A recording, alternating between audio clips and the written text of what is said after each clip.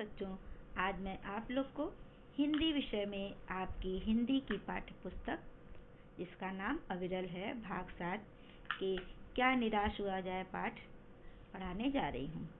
इस पाठ के लेखक आचार्य हजारी प्रसाद द्विवेदी हैं। पूर्व कक्षा में भी मैंने इस पाठ के बारे में आपको बताया था कि इस पाठ में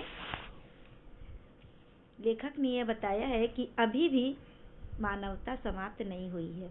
हम किसी के बारे में गलत विचार, गलत धारणा सोच करके सबके साथ वैसा ही व्यवहार समझें कि सभी मनुष्य गलत होगा, तो ये गलत है। ऐसा हमें नहीं सोचना चाहिए। अभी भी लोगों के हृदय में मानवता, अच्छी भावनाएं हैं।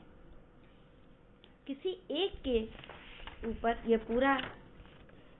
पूरी धारणा बना लेना कि सभी लोग गलत हैं। ऐसा होता है कि अगर किसी के साथ कोई गलत घटना घट गई तो फिर विश्वास उठ जाता है, लगता है कि पूरी दुनिया ही ऐसी है, लेकिन नहीं, ऐसा नहीं है।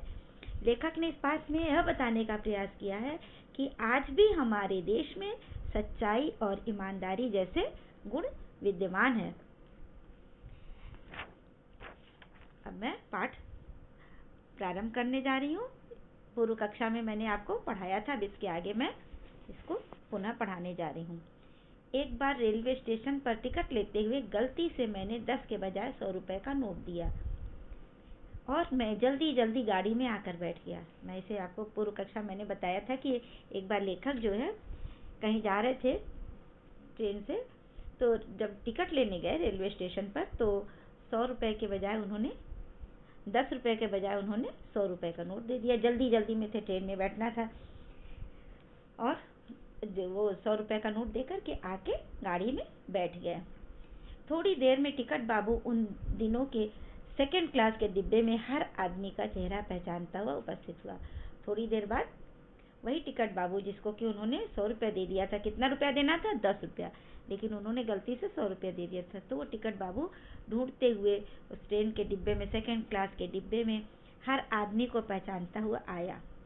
उसने मुझे पहचान लिया, उसने लेखक को पहचान लिया और बड़ी विनम्रता के साथ मेरे हाथ में 90 रुपए रख दिए और बोला, यह बहुत गलती हो गई थी, आपने भी नहीं देखा, मैंने भी नहीं देखा।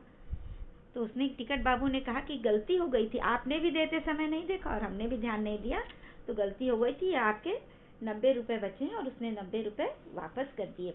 उसके चेहरे पर विचित्र संतोष की गरिमा थी। मैं चकित रह गया। उस आदमी के चेहरे पर बहुत संतोष था क्योंकि उसने ईमानदारी का काम किया था।